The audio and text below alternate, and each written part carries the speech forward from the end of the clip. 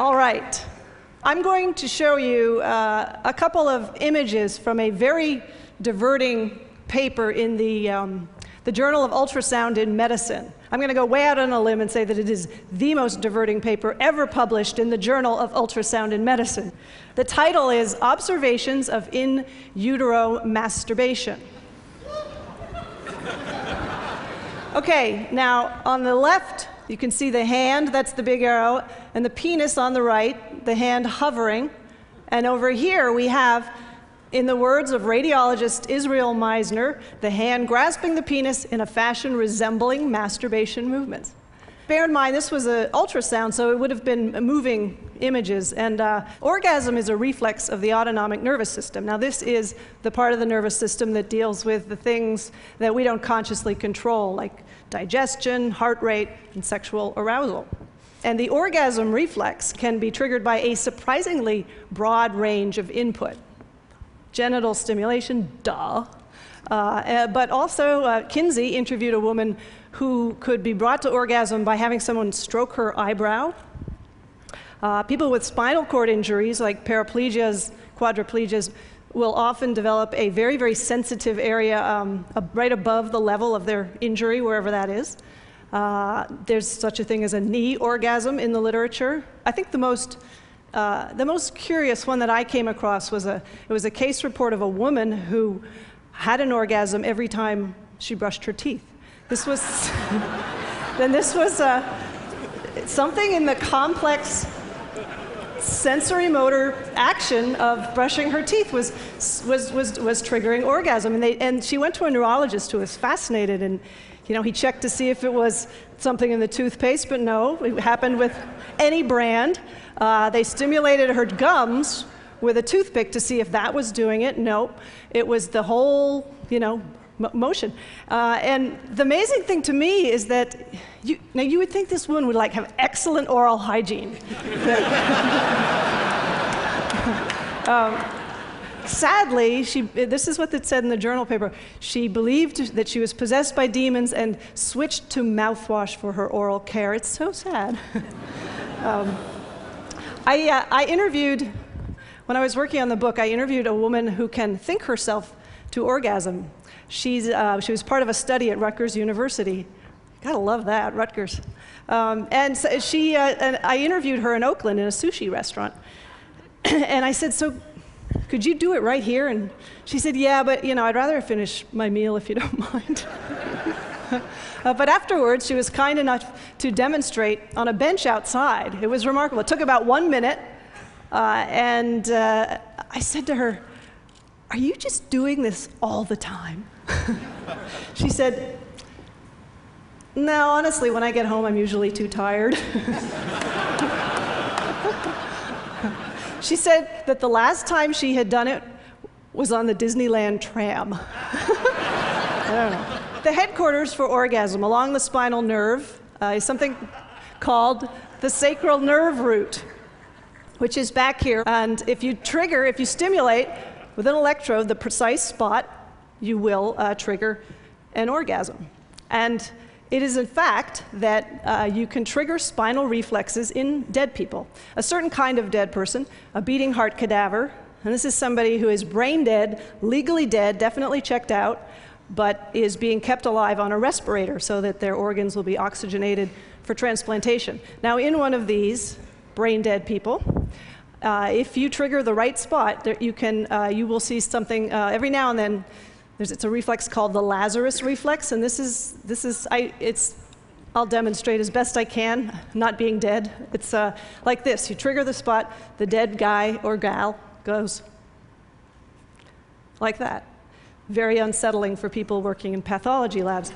Now, if you can trigger the Lazarus reflex in a dead person, why not the orgasm reflex? I asked this question to a brain death expert, Stephanie Mann, who was foolish enough to return my emails. I said, so could you conceivably trigger an orgasm in a dead person? And she said, yes, if the sacral nerve is being oxygenated, you conceivably could. And obviously it wouldn't be as much fun for the person, but it would be an orgasm nonetheless. I actually suggested to, there's a researcher at the University of Alabama who does orgasm research, and I said to her, you should do an experiment. You know, you can get cadavers if you work in a university. I said, you should actually do this. She said, you get the Human Subjects Review Board approval for this one.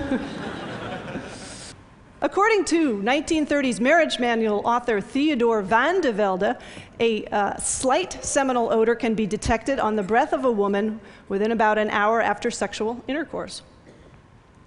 Theodore van de Velde was something of a semen connoisseur.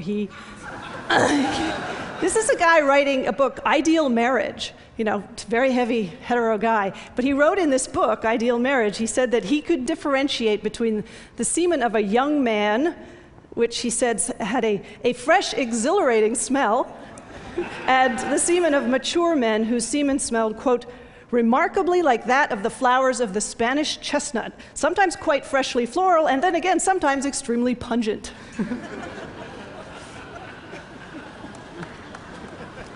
Okay, in 1999, in the state of Israel, a man began hiccuping. And this was one of those cases. It went on and on. He tried everything his friends suggested. Nothing seemed to help. Days went by. At a certain point, the man, still hiccuping, had sex with his wife. And lo and behold, the hiccups went away. And he told his doctor, who published a case report in a Canadian medical journal under the title, Sexual Intercourse is a Potential Treatment for Intractable Hiccups.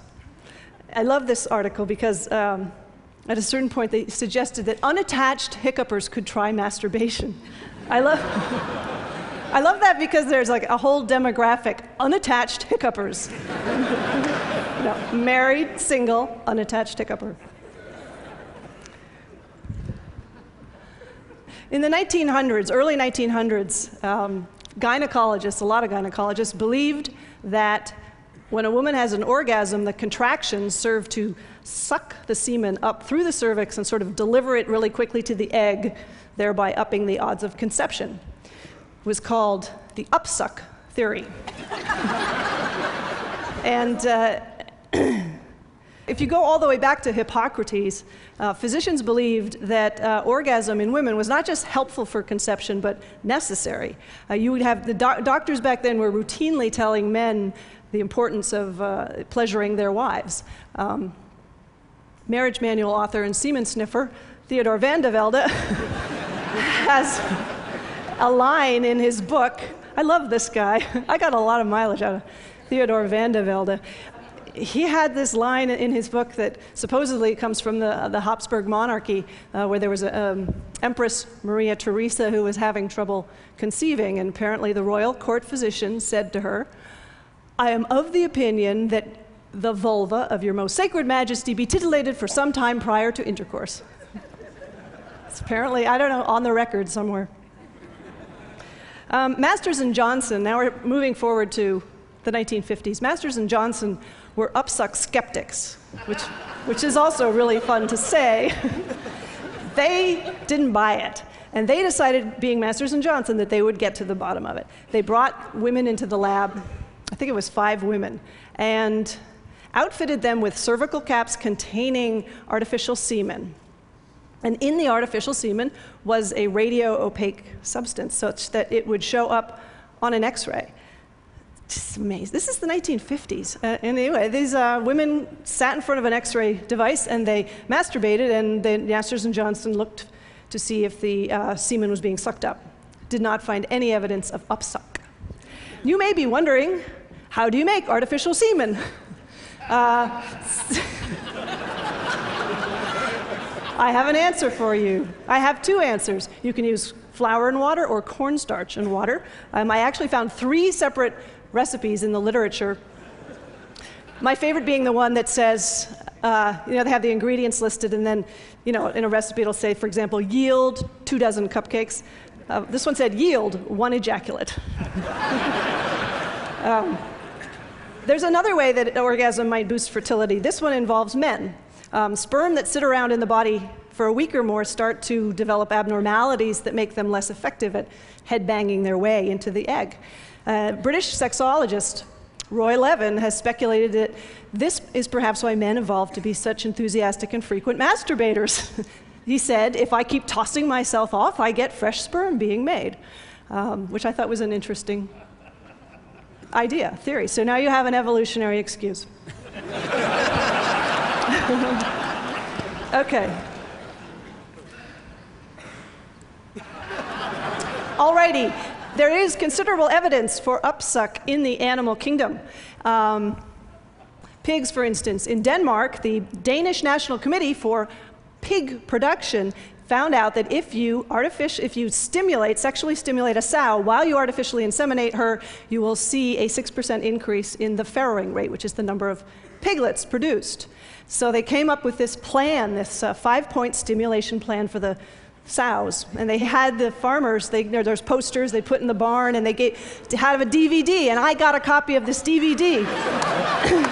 And this is my unveiling, because I'm going to show you a clip. Okay, now here we go. See, in it, la la la, off to work. And all looks very innocent. Okay, he's going to be doing things with his hands that the boar would use his snout.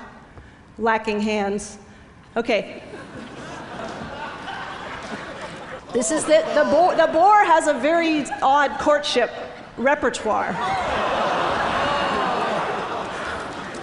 This is to mimic the weight of the boar.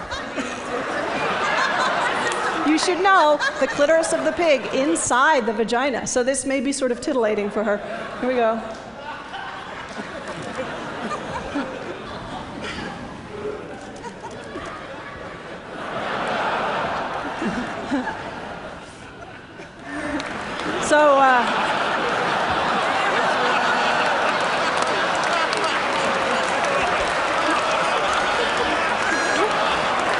And the happy result. I love this video. There's a point in this video towards the beginning where they zoom in for a close-up of his hand with his wedding ring, like as if to say, it's okay, it's just his job. He really does like women. Okay, now I said when I was in Denmark, my host was named Anne-Marie, and I said, so why don't you just stimulate the clitoris of the pig? Why don't you have the farmers do that? That's not one of your 5 steps. She said, I have to read you what she said because I love it. She said, it was a big hurdle just to get farmers to touch underneath the vulva. So we thought, let's not mention the clitoris right now. Shy but ambitious pig farmers, however, can purchase, this is true, a sow vibrator that hangs on the sperm feeder tube to vibrate. Because as I mentioned, the clitoris is inside the vagina, so possibly, a little more arousing than it looks.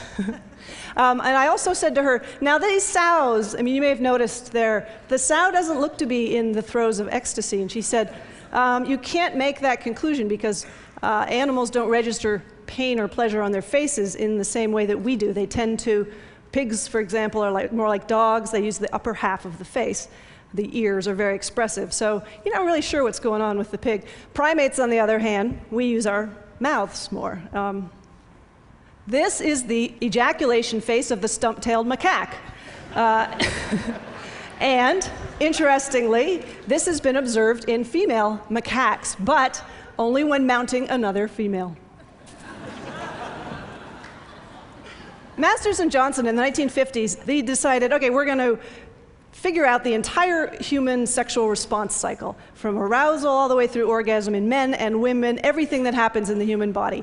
Okay, with women, a lot of this is happening inside. This did not stop.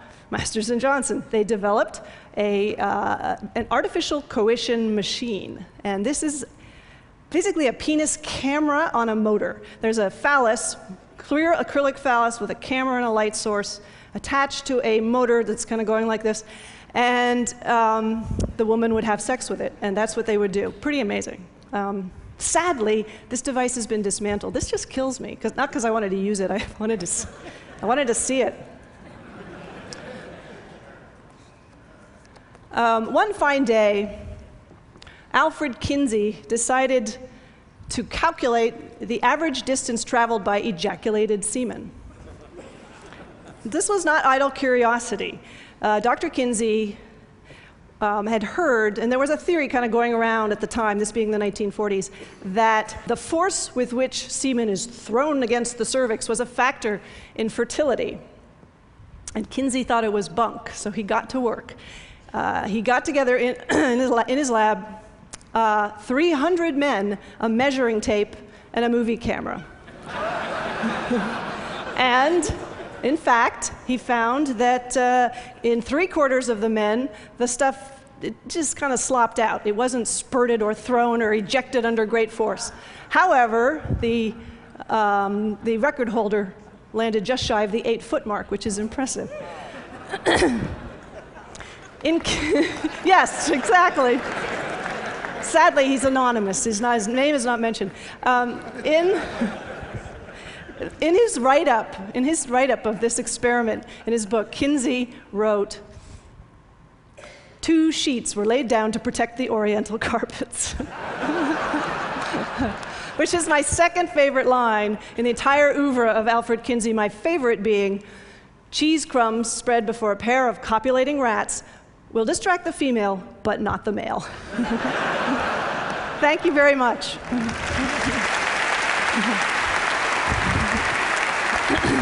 Thanks.